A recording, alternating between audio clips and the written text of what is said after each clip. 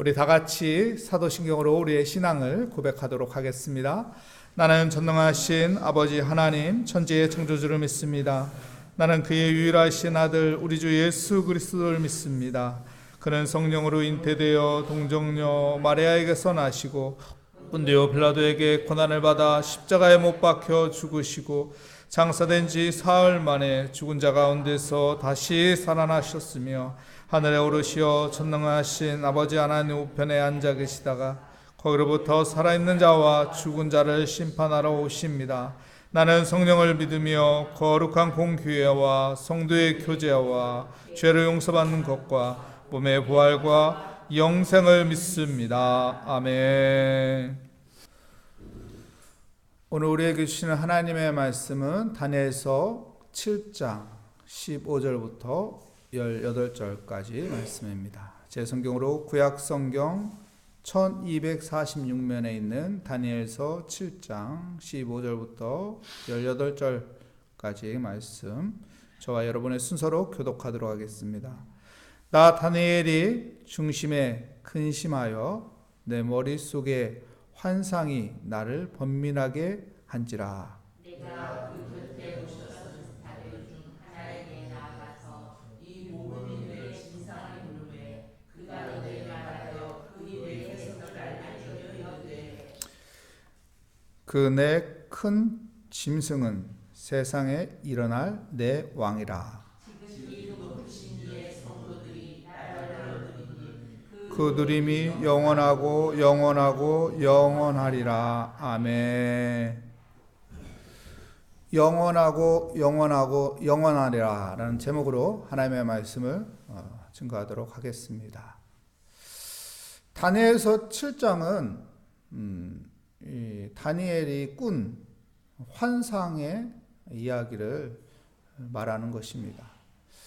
다니엘이 다니엘 7장에서 이 환상을 보고 나서 근심에 빠지죠. 왜일까요? 이 환상의 뜻이 무엇일까?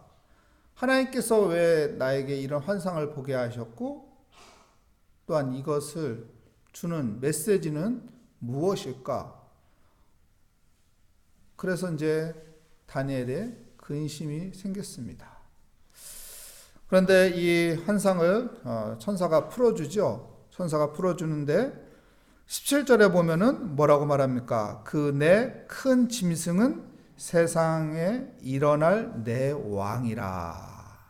그러니까 다니엘에게 보여준 환상은 앞으로 미래에 대한 것을 미리 펼쳐준 거예요. 그러니까 미래에 대한 이야기를 펼쳐주니까 이게 무슨 이야기인지, 나에게 주는 메시지가 무엇인지 이해할 수가 없는 거였죠. 그러면 내 왕은 어느 것을 표현하는지 그 전에 꿈으로 보여줬죠. 꿈으로 환상으로 보여준 것을 다니엘은 다 기록했습니다. 다니엘서 7장 4절 말씀에 보면은 보십시오. 첫 번째 짐승이 무엇인지, 첫째는 사자와 같은데 독수리 날개가 있더니, 사자와 같은 짐승을 보게 된 거예요. 신학자들은 이 사자와 같은 이 짐승을 어느 나라로 이야기하고 있냐면은 바벨론으로 이야기를 합니다. 사자같이 강한 나라가 바벨론이다. 다니엘은 이것을 이제 사자로 표현한 거예요.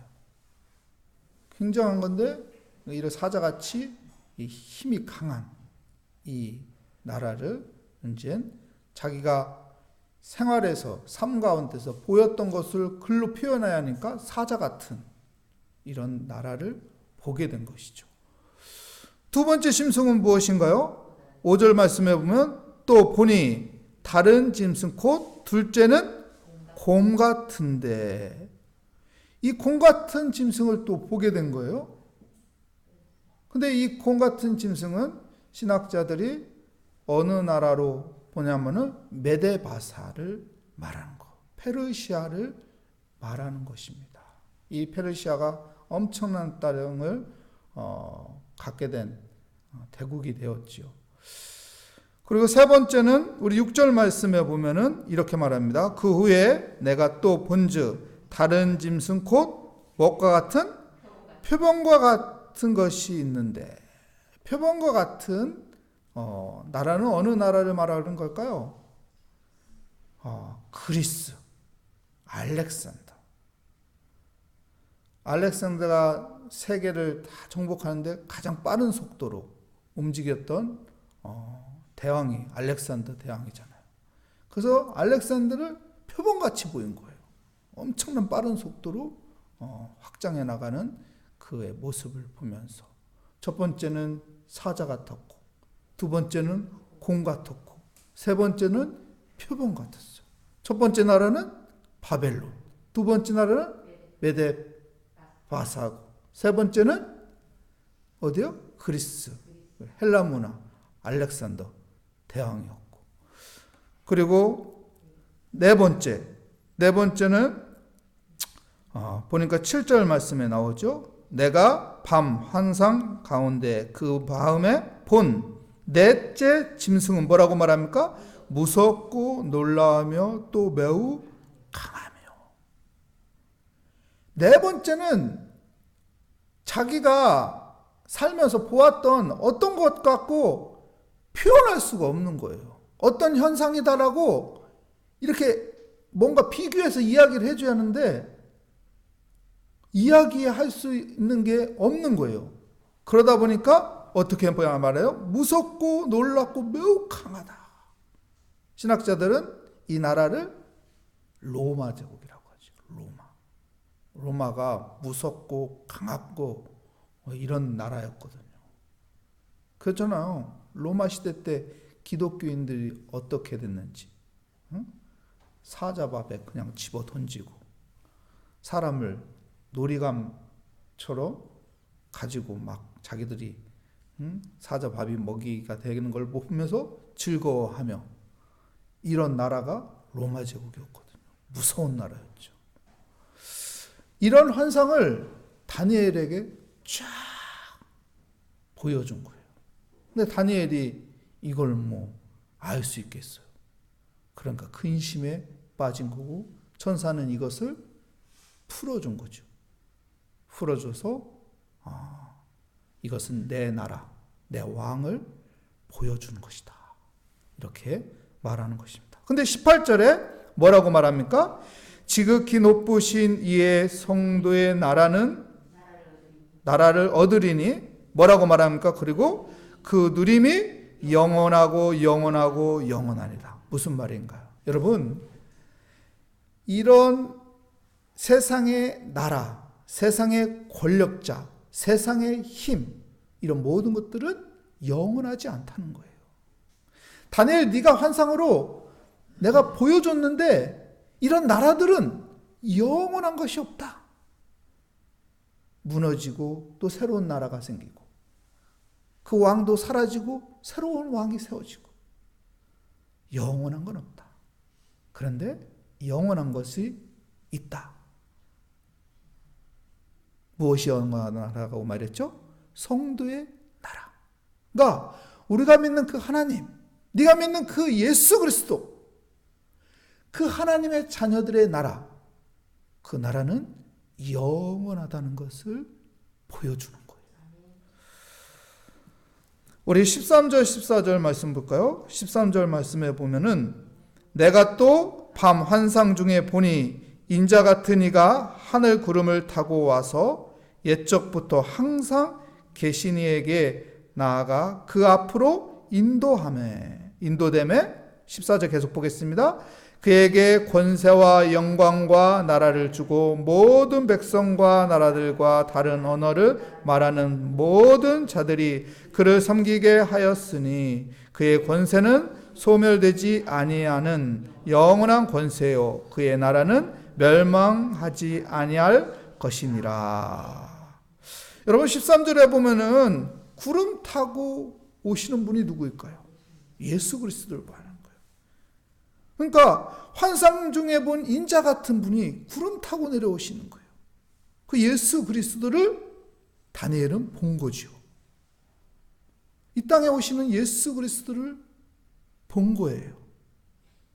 그리고 그 예수 그리스도는 뭐라고 합니까? 그의 권세는 14절에 보면은 그의 권세는 소멸되지 않고 그의 나라는 멸망하지 않으리라. 여러분, 세상의 권세는 소멸됩니다. 세상의 나라는 멸망합니다. 근데 영원한 것이 있는데 그것이 무엇이에요? 하나님의 나라인 거예요. 그의 권세는 소멸되지 않는 거예요. 그러니까 이 땅에 오신 예수 그리스도, 우리를 구원하신 예수 그리스도, 그 예수 그리스도를 믿는 것이 얼마나 우리에게 중요한 것이고 얼마나 가치 있는 것이고 우리가 예수 그리스도를 따라가는 것이 정말로 소중한 것인 것을 오늘 다니엘서 7장에서 그 환상을 통해서 보여주는 거예요. 그러니까 다니엘은 이 환상을 본 거예요. 예수 그리스도의 그 권세, 예수 그리스도의 그 영광, 하나님의 일하시는 그 섭리를 보게 된 것이고, 그래서 어떤 소망을 가질까요? 우리가 이렇게 포로로 끌려왔지만 미래에 대해서 하나님께서 환상을 통해서 보여주면서 그에게 하나님께서 소망을 주신 거죠. 하나님의 그 영원하신 권세, 그 영원하신 소멸되지 않는 그 나라를 내가 붙잡고 살아야 하는구나. 그는 총리로 있는 사람이에요. 그 나라의 한 지도자로 있는 사람이에요. 하지만 이것 또한 영원하지 않다. 영원하지 않는 것에 내가 매여서 사는 것이 아니라 영원한 하늘나라를 바라보며 영원한 권세인 예수 그리스도의 그 이름을 붙잡고 내가 살아가는 것이 가치 있다는 거예요. 다니엘서 이 7장 이야기는요, 다니엘서 6장보다 더 먼저 있었던 이야기입니다. 뒷이야기가 아니에요. 벨사살이 왕이 있었을 때 이야기라고요. 다니엘이 사자굴에 들어가기 전에, 이때는 약 신학자들이 볼 때 70세라고 하거든요. 그러면은 엄청나게 10년 전에 이런 환상을 보게 된 사람이에요. 그러니 사자굴이 무섭겠어요? 죽는 것이 무섭겠어요? 그는 하늘의 소망을 가지고 예수 그리스도의 이름에 그 권세야. 남들은 예수 그리스도에 대해서 보지 못하는데 이는 벌써 그것을 본 것이죠. 그러니까 모든 것이 두렵지 않고 모든 것이 하나님의 권세, 하나님의 능력 안에 있다. 이 믿음 가지고 믿음의 배짱으로 산 것입니다. 여러분, 우리도 믿음의 배짱으로 하나님 앞에 기도하며 하나님 앞에 의지하며 영원히 소멸하지 않는 하나님의 그 권세, 예수 그리스도 그 이름의 권세를 붙잡고 기도하며 또한 승리하는 오늘 하루가 되시기를 축복합니다. 기도하겠습니다. 하나님 감사합니다.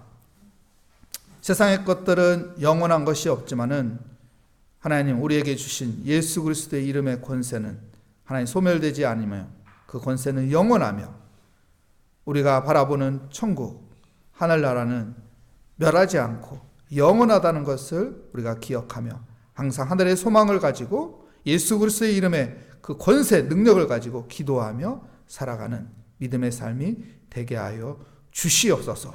주께 감사드리며 예수 그리스도의 이름으로 기도합니다. 아멘. 하늘에 계신 우리 아버지의 이름을 거룩하게 하시며 아버지의 나라가 오게 하시며 아버지의 뜻이 하늘에서와 같이 땅에서도 이루어지게 하소서.